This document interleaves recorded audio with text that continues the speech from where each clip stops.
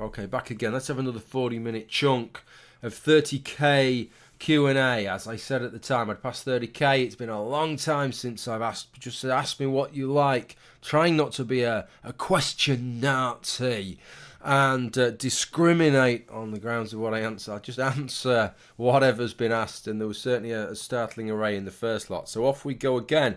Which did you enjoy more, No Man's Sky or Limits Power Meter? Heberu San asked.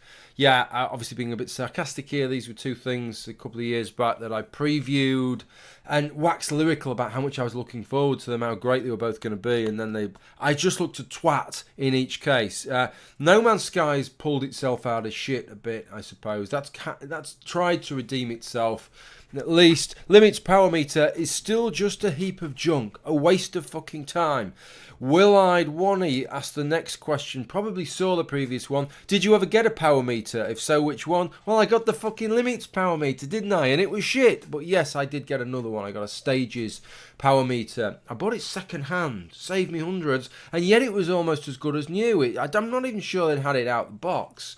And that's worked beautifully. Yeah, the data's really comparable to the Wattbike that I use, so that's really good. How can you organise individualists? V5FOB. The same as you'd organise anybody else, you just might not have quite as much success, I would suggest. Praveen J, do you think the skeptosphere is right-wing? If so, do you think it is going to the far right? I hate the label skeptosphere. I hate people labelling themselves skeptics. I hate the idea of a skeptosphere, skeptic movement. Everybody thinks that they're thinking... I've never met anybody who says, well, I'm totally fucking unskeptical. I just believe any old shit, and I never try and think anything through, right? It's a label, I've said this before, it's a label you best to leave other people to apply to you, really, rather than a label to apply to yourself. But... okay, I get the thrust of the question with a little bit of analysis. This in terms of the circles that I've swam in on YouTube, and especially in atheism online on YouTube. Is it right wing? Maybe in US terms, quite central. UK terms, maybe it is a little bit to the right now, generally, because it tends to be a little bit socially cynical, I would say, and conservative, and also more meritocratic, individualist, and a little bit more hardline in economic issues than you would find typically on the left in UK terms. Interesting thing is, when I started on YouTube, it was a real fucking left. I felt right out on a limb. On the right, well, on the right of the group, not in society at large, very much in the UK terms in the centre. But it seemed like almost everybody was to the left of me, even though it wasn't discussed so much. And so, happily for me, it seems like there's a much better mix now, actually. It seems like there's, the politics is much better represented. It was like a really dirty word. You know, even from my perspective as somebody that accepted thinks a welfare state's a good thing, as long as it's... as long as there's some checks and balances to that, and it doesn't enable people too much not to do anything. You know, it helps people when they need it, but doesn't reward apathy. I believe in healthcare. It's a good thing to have healthcare that's free at the point of delivery, etc., etc. But even with all of that, I felt sort of like, you know, like if I was talked about these kinds of things too much, I'd be resolutely disliked. And actually it's quite interesting because quite a lot of YouTubers that I liked, that I was friendly with then, as YouTube politics has shifted and we've talked about more things and my views became better known, a lot of them just don't talk to me anymore. And I see them on Facebook, but I realise just how radical they were, right? Just a really hard-line lefties they are, you know, borderline communists. Some of them. And so there is a much greater balance now. The problem is that the political curve on YouTube ought to really look like that, because that's what society looks like with people clustered towards the middle. Instead, it kind of looks like that. That's a bit of the problem. Maybe that's a slight exaggeration, but the extremes tend to be overrepresented and have too loud a voice, I think, in some cases. Okay, that's what I would say. Are there biological differences between cats and dogs? Yes, there are. You have an identical hairline and hairstyle to mine. I commiserate with you. This year, shall we just take the plunge and go for a number 4 all over? No, we fucking shan't, right? And if you look back at my videos from 10 years ago, you'll see that although I am a fucking slaphead, a sniper's dream, right, and it is thinning a bit there, there's actually not a lot of difference to what there was 10 years ago. So bollocks, I'm sticking with it, right. What is the most silly thing you have ever done? Oh my God, I don't know what the silly thing. I can't answer that one. I would take more thought. Apologise for that. Would you be willing, Ladislaus, great name, Ladislaus Ferris, would you be willing to do a live stream with a Marxist to discuss debate Marxism? And would you be willing to do a live stream with the Notorious Destiny? Well, yeah, would I be willing to do a live stream with a Marxist? But I'm probably not the best placed person to do a live stream with a Marxist to discuss debate Marxism, because I have my views on this, but I'm not an expert on these things. There's a lot of Marxists aren't experts on these things either, but it's not necessarily the thing that I would pick me to debate. As towards the Notorious Destiny, the only thing I know about the Notorious Destiny is that they are called Destiny, and I've heard them spoken about a few times. I'm afraid I'm a little bit blank there, but probably I would, yeah. Nick the sagacious, yes, means to be very intelligent, doesn't it? A great sage. Given your production value and thoughtful content, why is it you think that your channel doesn't have a couple 100,000 subscribers? Do you think it has something to do with your reasonable and nuanced positions? Possibly. I think there's other factors as well. I didn't spend enough attention maybe doing some of the things that I should have done when I started. You know, if I went back and started again in 2008 or whenever it was 2008, I'd do a few things differently. I could definitely make my channel grow more. I took a few big gaps of like 5 months, 6 months, maybe 4 gaps like that. That really doesn't help. Didn't use tags anything like as much as I should have done. There's a few things I should have done differently. The other thing that's important, I think, that people don't realise is just how important the algorithm is to success. And I think once you've got a certain amount of time under your belt, if you've not got up to a certain point, the algorithm starts discounting against you. If you start as a new channel, it seems pretty much a lottery. There's a channel I mentioned him once before called Cosmic Skeptic who started. He's branched out actually doing interviews and all sorts, but he started out atheist, young lad, making the same kind of atheist videos that loads and loads of teenagers have made before. And they're quite good, pretty good, but they're nothing any better than thousands of teenagers have done before. And his subs have gone woof like that, and he's well over 100,000 now. But what I noticed was with his channel was that when he was at about 30,000 subs, I had a look, and he had like 7 or 8 videos that had like 140, 150,000 views. That can't happen unless the algorithm is sucking you off effectively, right? It's got to be doing you some really fucking serious favours there, because as most people will know, you're doing well if you have a video that has more views than you have subscribers, especially once you get above about 10 or 15,000 subscribers. Something's working in your favour at that point. And so to have sort of 30, 40,000 subscribers and videos that are over 100,000 views, that means that YouTube is selling your content big style. It's coming up in the recommends, it's coming up on people's front pages.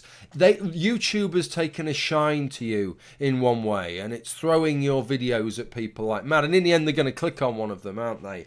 And then in your recommends bar that comes up when somebody watches your video, it's showing a few more of yours. And so, because it's normally not when somebody clicks on one, it's after the second or the third video that they'll think, yeah, I'll take a punt on this and give it the subscribe click. Catholic. So yeah, it needs to do you a few favours, I think. I think a lot of people don't realise that.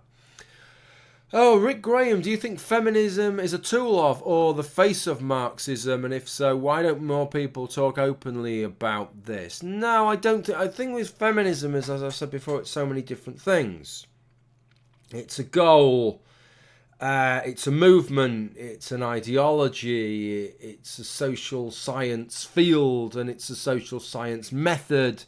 That it's a bit of it's so confusing, and that's why it's difficult to criticise in some ways. It's a sort of, it's a shell game, whichever you go for. Well, we're talking about feminism in a different context or referring to something else.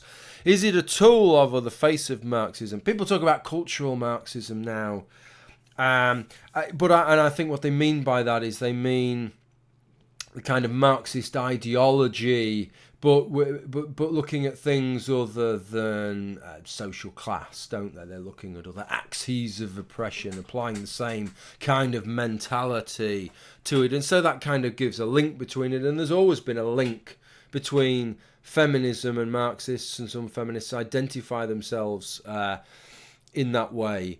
So can it be a tool of... I think the dyed-in-the-wool proper Marxists don't give a crap about a lot of that, do they? They're interested in social... They're interested in class. That's what they're interested in, class oppression, not other forms of oppression. Whereas feminists fall into two lines. The traditional feminists that are interested in oppression about women, three types. The new wave ones that are interested in intersectionality in the proper sense, where being oppressed as a woman intersects with being oppressed in other things. And then the land grab feminists who use this tool of intersectionality to effectively mean feminism is about everything. So if you're a Muslim issue, it isn't just a feminist issue if it's a Muslim women's issue, but all Muslim issues are feminist issues because of intersectionality.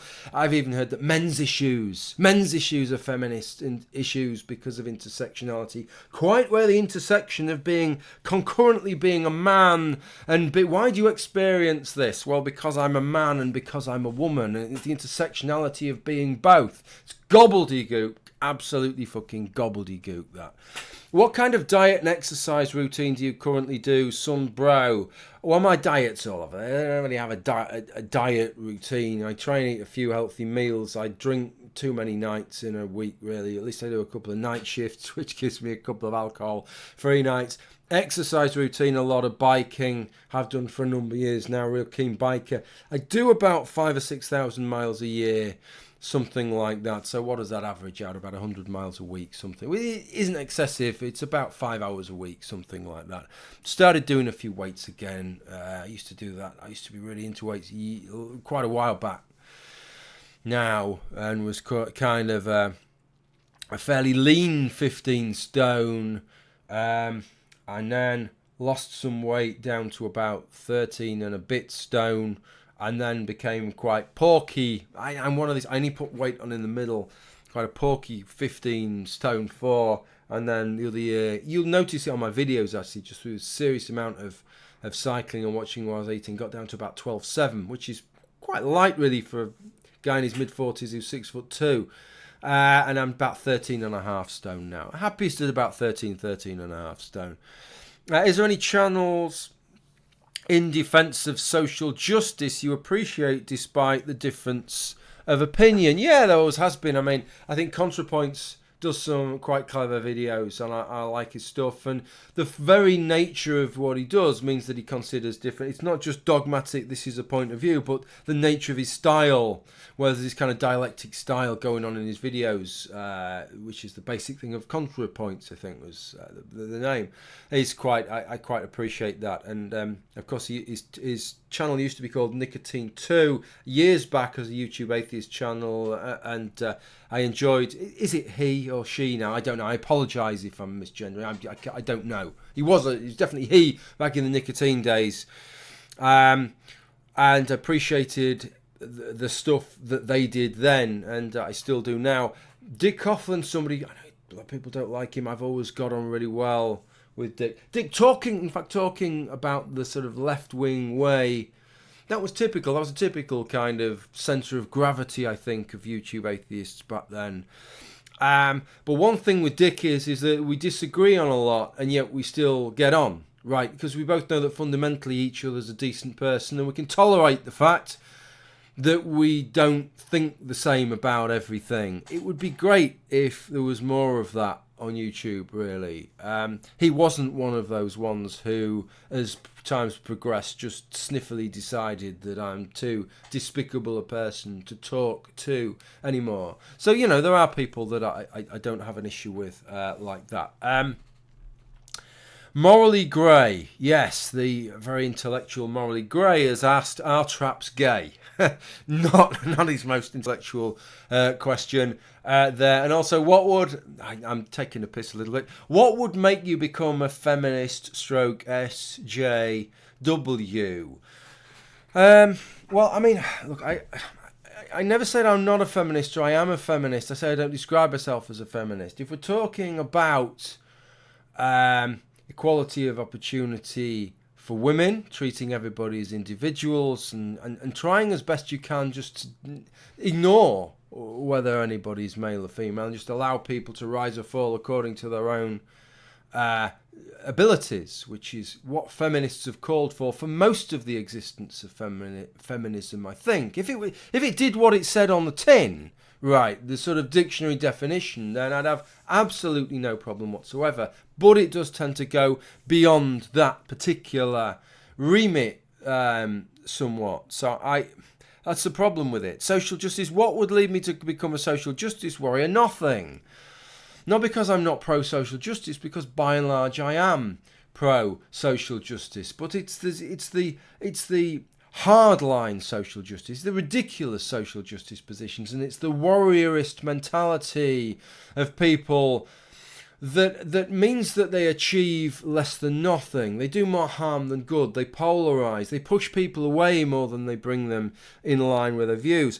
I did an interview with the academic agent on this. You can check it out on his channel, and I talked about this and about social justice and about progressivism, and I think it's quite natural. Progressivism is the natural winner, you know. Society's always changed, and I think it always will. I think the pushback from more conservative-minded people is always crucial. It's always important.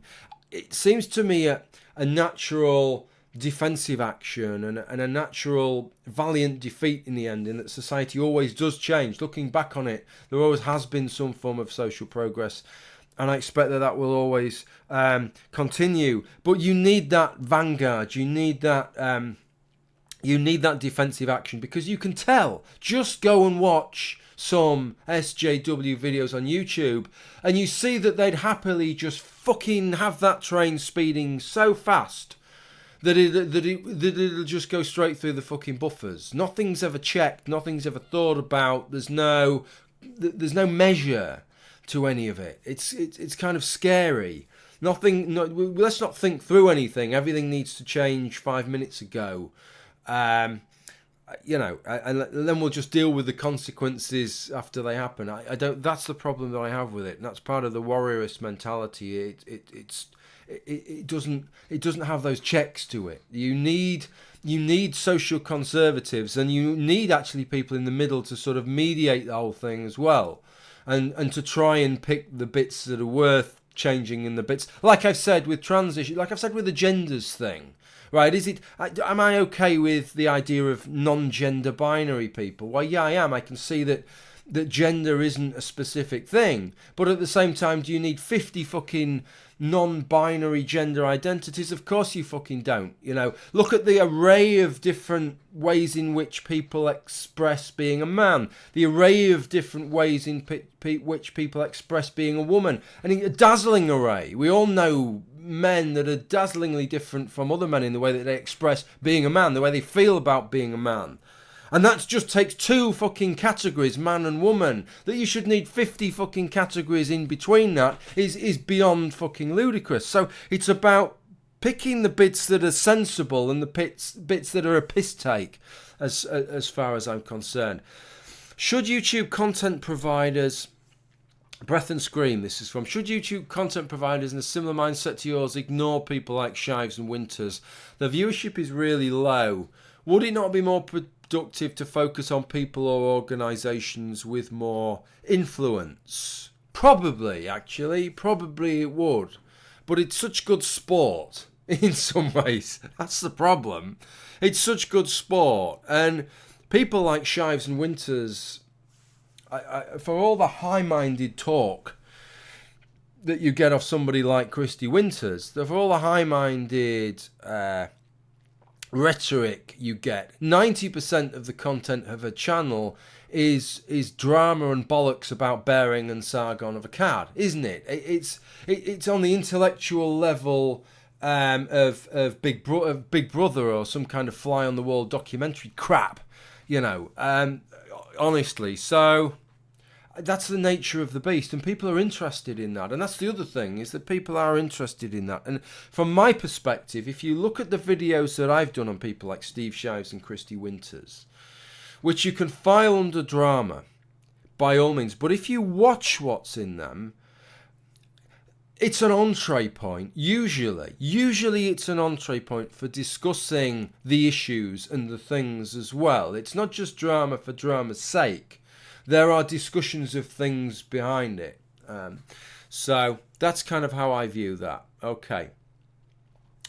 Pedro Pendejo Amigo.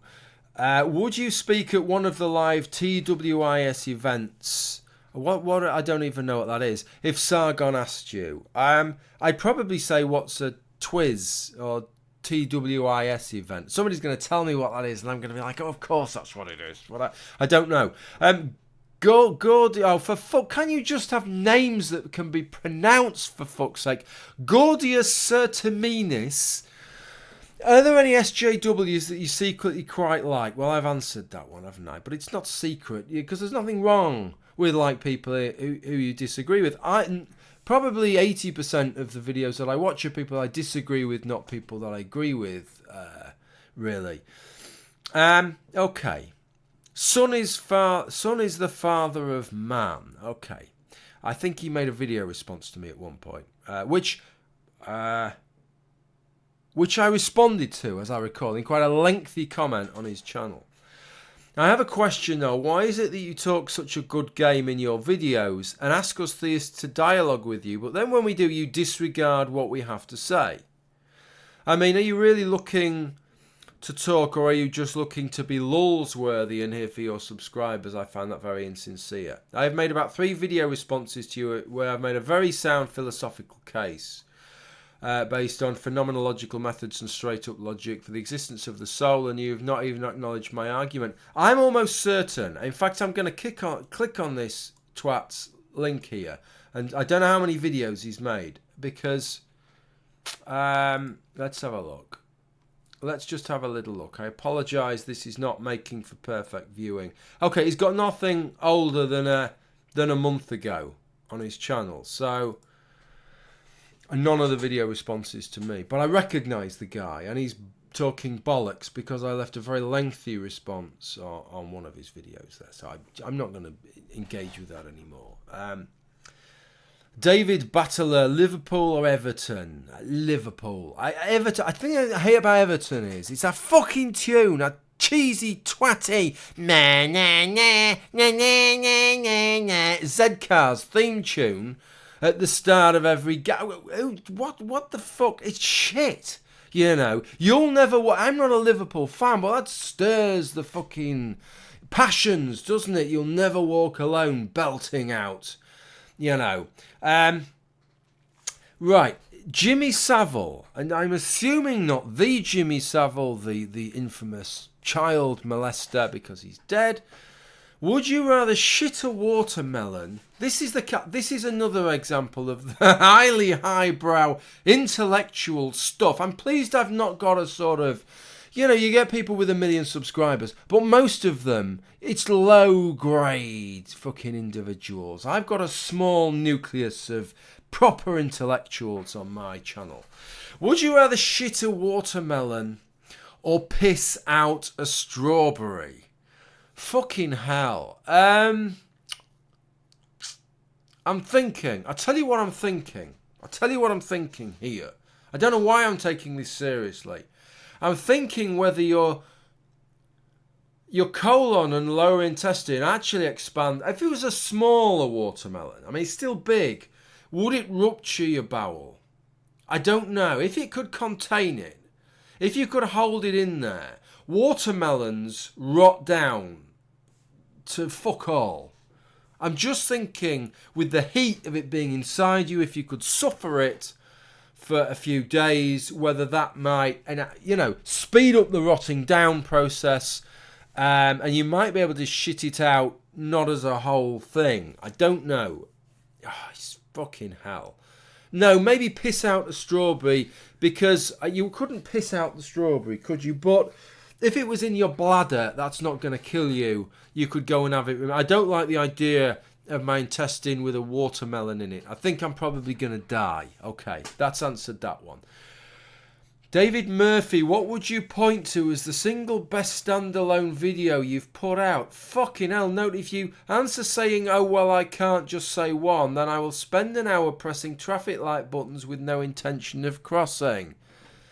If you made a top 10 vid, then I will cry on the inside. I can't. I'm sorry, you're going to have to press that traffic light button. I don't think I can say one. There are certain videos over the years that I've had a certain amount of pride in. I did a series a couple of years ago called Religion Rebutted of 5 main videos and another video I tacked on, which I spent a lot of time over each one and did extra bits and probably put more into the production of those than any other, really. So I'm kind of proud of that as a series, and they're quite good, well-scripted videos. I enjoy doing those videos on religious things, then other ones, I did a video, a couple back in, I suppose, 2009, 2010. One called From Noah to Abraham, which was interesting. It wasn't a Noah's Ark video. It was taking the period.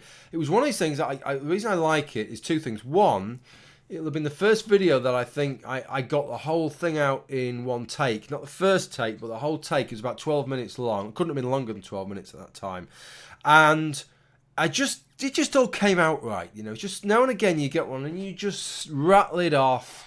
There's no pause, there's no hesitation, you don't forget a word, you don't think, what's that word, you don't trip over it, you don't it just all goes right. And that was one of those. And also it was something I've never seen that argument made before or since, which was that Noah lived to like 900 odd years old, and one of the oldest after Methuselah, one of the oldest people it's alleged that ever lived. And there's this ridiculous idea that Abraham left the religion of his fathers, right? And yet you can see their lives sort of overlap. And just think, it's like the video is like showing you the demographics of how many people there would be, given the number of generations that had happened. And it's a tiny fucking number from one family, if it was all true. And so Noah would still be this fantastic figure in this relatively small population, and he was somebody who'd spoken to God, and he's still alive, for fuck's sake. And yet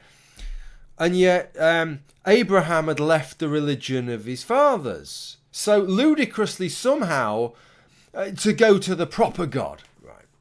And this is how ludicrous it is, because the religion of his fathers would be a religion of Noah, because Noah's still fucking alive, saying, look, I've fucking spoken to God. I know which is the right God, you silly great-great-great-great-great-great-grandchildren, right?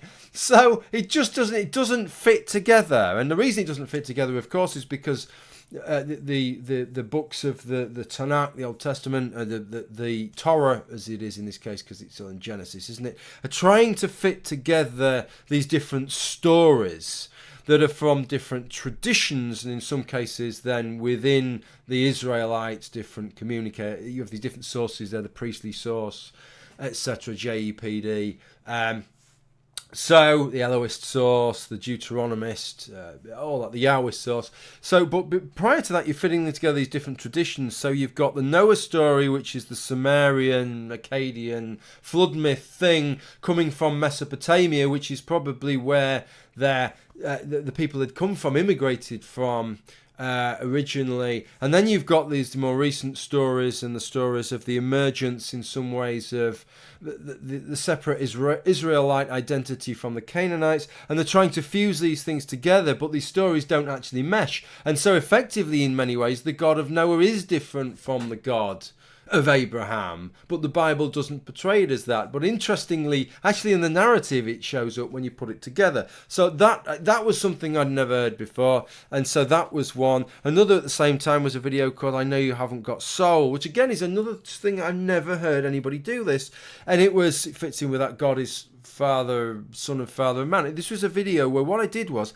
I got all the arguments I could think of or find about why we don't have an immaterial, immortal soul, and put them all in one video, and I actually came up with some that I've never heard anybody else make, and I still haven't heard anybody else make. And actually, when I made these arguments, a couple of them to Ken Miller in an email, Ken Miller didn't have any answer to these arguments. So even though that's a kind of, if you look at it, it's called "I Know You Haven't Got Soul." It's like, looks really crappily, really badly made now. And it was difficult to make. You only had 10 minutes 59 seconds. And that video is 10 minutes 59 seconds long.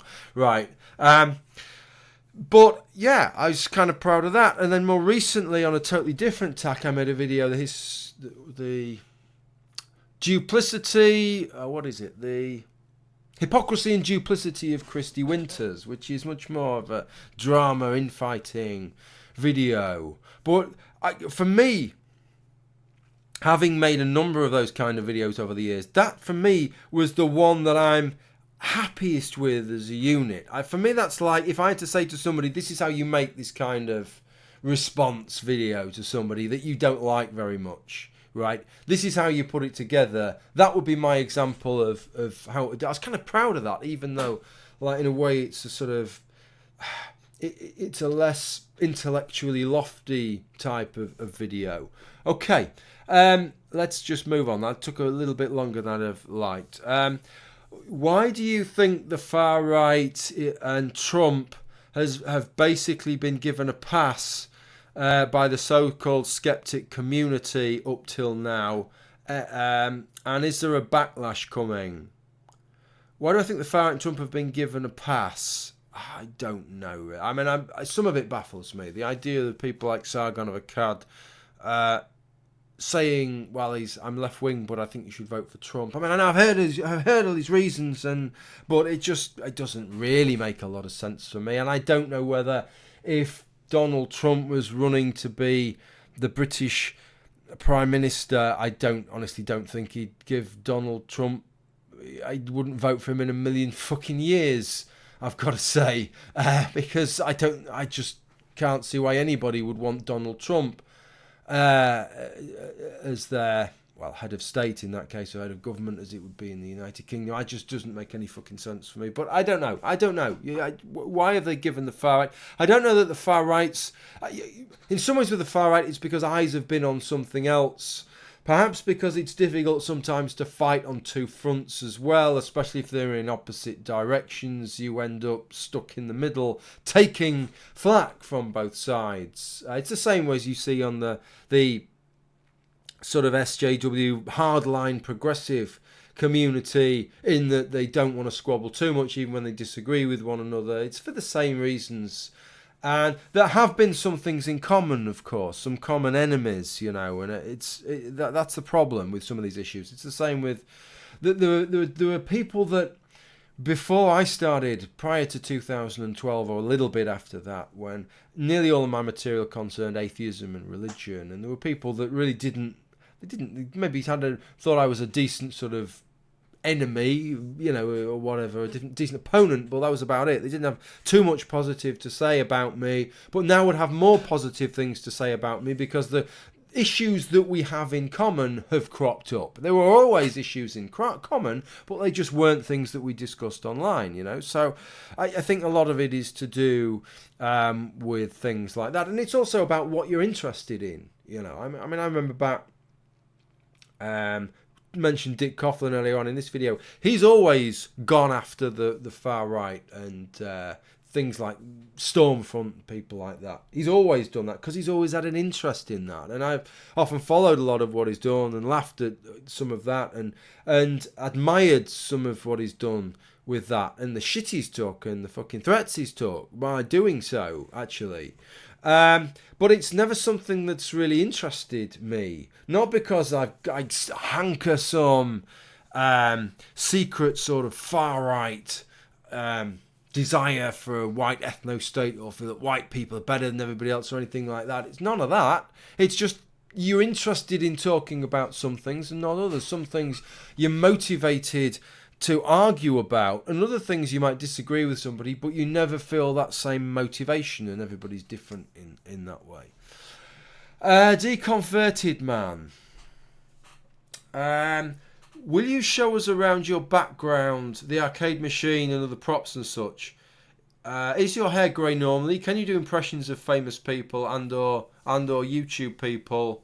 What is the nature of reality, lobsters or turtles? What are your hopes to humanity and your... Fucking hell, there's some serious questions here, isn't there? Okay, well, I'll have a fucking go, all right? I'll go for the first 4. Okay, a lot of questions there. First 4. Will you show us around your background, the arcade machine and other... I'm not showing you around my arcade machine because I've got a video up where you get to see it. It's custom designed by a guy called Turn Arcades. And... you can choose your theme, and I had some custom artwork. You can see there's a piece of custom artwork there on the bottom. There, of M. Bison, and there's a custom. There's a full length Heihachi Mishima on one side and M. Bison on the other. And yeah, I chose the theme, and he put it together. He made some of the graphics for it, and it runs on MAME. Plays all the old arcade games and a few other things as well. What else have I got in the background? Let's have a look. So this is a. Can you hear me from there? This is a monkey, right? From a comedian called Vegas, Johnny Vegas. That was his prop. Monkey. So that shows I can do impressions of famous people as well, because there's an impression of Johnny Vegas. Monkey. It doesn't sound fuck all like him, actually. That is a tankard. That is a World of Warcraft tankard. Stein tankard, whatever you want to call it. There. Okay, World of Warcraft tankard. This is a mug. This is a better one, actually. That Sci-10 Atheist made me these mugs there. The patriarchy personified, of course, was what P.Z. Myers famously labelled me, and in fact... Is that it? That's it. Yes. He's quite a funny guy, that Satan. He made me a card when he shipped me them. He sent me a P.Z. Myers card with the words, "Dear Mr. Plum, thank you for supporting my sexy ass. Love and kisses, P.Z." I don't know if you can the words come up on that. Look, there you go. So yeah, that was quite an amusing little thing. And that is Sefer Almasi and Odin Final Fantasy VIII. Then we've got a Vault-Tec, whatever they're called, bobblehead, obviously, Fallout 4, Minehead Torch, Minecraft Torch, Tetris, Angry Birds, Fallout 4, and these I just found at a garden centre, really. They're just for putting things in. I think that's probably about it. Do you want to have a look at the rest of the room? Of course you fucking do. Okay, the rest of the room. Should I show you? Because it all looks like it's going to look really tidy, doesn't it? This is our study, but right, this is the room that I do what I do in. Let's show you round then. So if I can turn this right round without unplugging it. So light, monitor, microphone, other monitor, Wayne's World, there you go. Other monitor there. If we go around this way, that's my wife's computer where she does proper work. That I used to show, you did used to see this in some old videos, the old clock there. That's a fucking hell of a clock, that, isn't it? It needs a new battery, by the way, that isn't the time. And then That's the sort of dumping ground. It does need tidying up in here, to be fair. I do apologise for that, but it does get to be a little bit of a dumping ground, this room. So let's just put that back there. So there you go. I've shown you round the study. Maybe I'll do a tour of the house one day. Is my hair grey, Normie? No, it isn't, you cheeky fucking wanker. It's this colour, normally. It's been blonde for God knows 20, no, maybe not 20 years, 15 years. I've bleached it. I've stopped now. This is the natural colour, and although yes, it's thinning on the top, but there is still hair there. I will point out there is still some coverage there, and yes, I have got a forehead the size of a small mid-European country. But it's about stable. It's not going any further back, and there isn't any grey. So I suppose I'm winning that one. Can I do impressions of famous people? Well, I've just shown you that I can. What is the nature of reality? That's a little bit difficult to go, isn't it? From the questions you've been asking to what is the nature of reality? Okay, this is more my line of questions. Greed, sin, ass or tits? I prefer both, really. My ideal woman has both. Waist, I think, for me. If you want the thing that... If I just had to pick a characteristic of a woman and say, right, you can't pick it... Physical, I'm talking about, okay? You know, I'm just viewing women as pieces of meat, obviously, right now. This is what we're talking about. We're talking about physicality, aren't we? Just let me give the disclaimer that I don't just regard women as objects, sex objects or whatever. But women are the same as men are sex objects. We're all sex objects. We're all physical beings, and there's nothing to be ashamed about viewing people like that, as long as we realise that that isn't all people are. But ass or tits, I prefer... My ideal woman has both. But if there's one characteristic that I would say, you know, right, there's going to be there's a woman you've got to have sex with, whether you like it or not, okay? And there's one characteristic that you can pick, and that's all the bit you're going to pick. I would say a shapely, tight, toned waist, because generally, if that's in place, then everything else will be. It's if to get that bit to be good, and the rest of it to be abysmal. Is unlikely, I would say, you know. So probably waist, I would say, if I had to pick anything. So that's avoided answering that one, really, isn't it? I've avoided answering half of these fucking questions. I've asked several theists... Okay, let's do half a dozen more. I asked several theists if they would send me to hell or eternal torture if God gave them the right to decide. None have ever had the guts to give me a clear yes or no. I have my own theory, but why do you think they won't answer my question? Okay, I've asked several theists if they would send me to hell and eternal torture if God gave them the right to decide. Because you're going to condemn them if they do so, and they don't want your condemnation. I would say it's one of the reasons that they're not prepared to nail their flag to the mast. And the others say, well, it's I shouldn't be given that right to decide. I don't have... The thing with people with their religion is that they're not even that keen a lot of the time to answer the difficult questions that can't be avoided. So when you start asking difficult questions that are what ifs, then they're really not that interested with that. You know, I remember a guy called Dennis Pollis who sort of made theological philosophy videos on YouTube, and he said to me when I asked him a question, a what if question. On one of these things about it was to do with omnipotence, actually, and the nature of omnipotence and stuff. He said, I don't answer hypotheticals. This is a fucking philosopher saying he won't answer a hypothetical, which I found somewhat amusing. So I would say that's probably why. Let's have a look. Way to go. Let's see a question. From jewellery to makeup, heck, even video games. Do you believe that feminism will continue to find an argument in literally everything they see? Or does that worry become tiresome that it needs no longer given any attention? So will feminism continue to find an argument in literally everything? Yes, almost literally everything. Because that is the depressing nature of things. Which is that in this sense, feminism is a representation of the things whereby women feel they're getting a shitty end of the stick, right? That's what we're kind of talking about here. And the depressing nature of it is that I mentioned this before.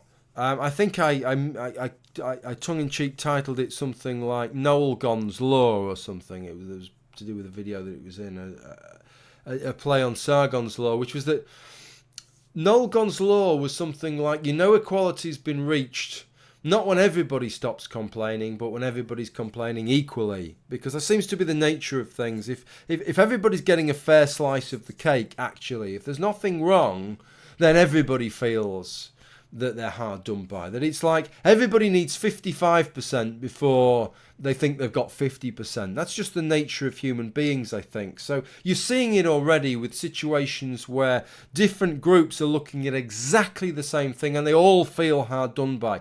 They're all looking at exactly the same single scenario and feel, yeah, we're the ones that's getting a raw deal out of this, and that's the problem. You see it in education, for example, that's men are quite heavily underrepresented in higher education. So from some perspectives, it's, well, this is the issue. This should be the issue.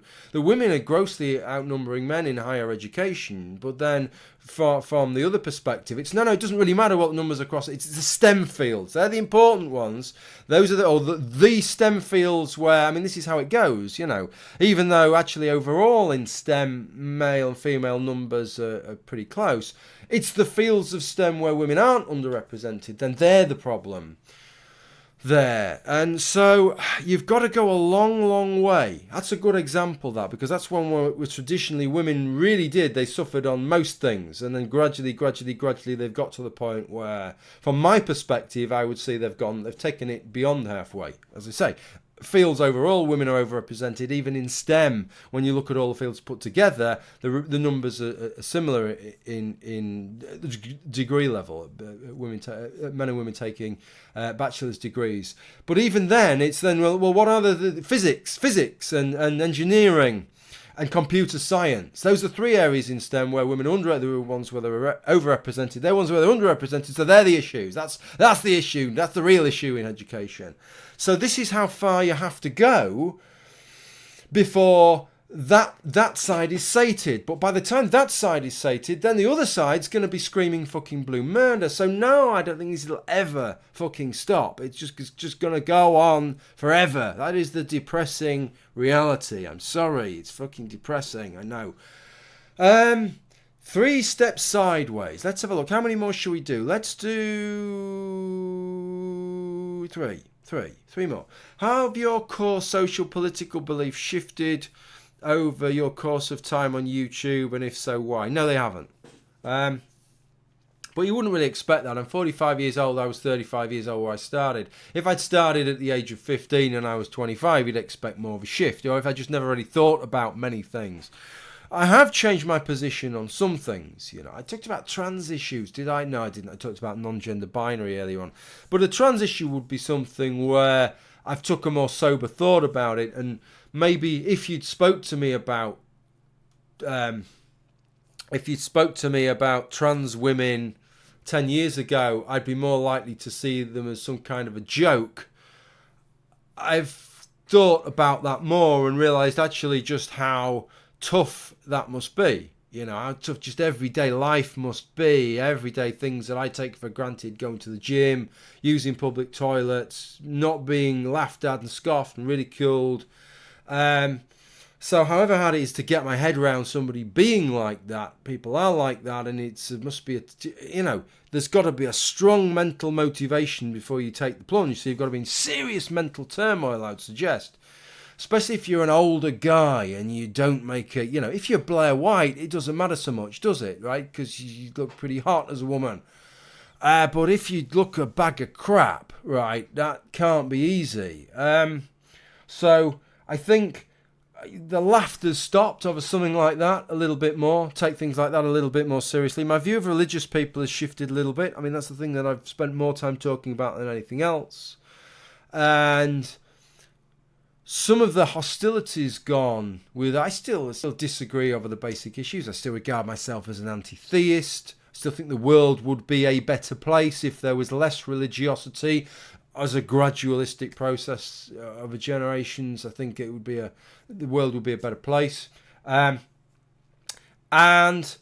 so I still have that, but I'm less abrasive in the way that I deal with religious people, for example, online. I'm not in real life. I'm not abrasive at all. I'm one of these people that I never bring it up, which is kind of amusing because you'll get people who don't believe in God. Even in the UK, you get some people who bring it up and mock belief and all this kind of stuff, not for any real reason. No one is a part of the conversation, and it kind of amuses me that I've done this as my hobby for 10 years and done it online and talked endlessly about it and debated it and had backs and forth video exchanges and stuff, and yet when they talk about it, I just sit there and smile and go, yeah, you're right, and because I just can't be asked. It's just not something I talk about on a daily basis. It's not something I'm motivated in railing against. Maybe it's because I get the chance to rail against it in video, perhaps.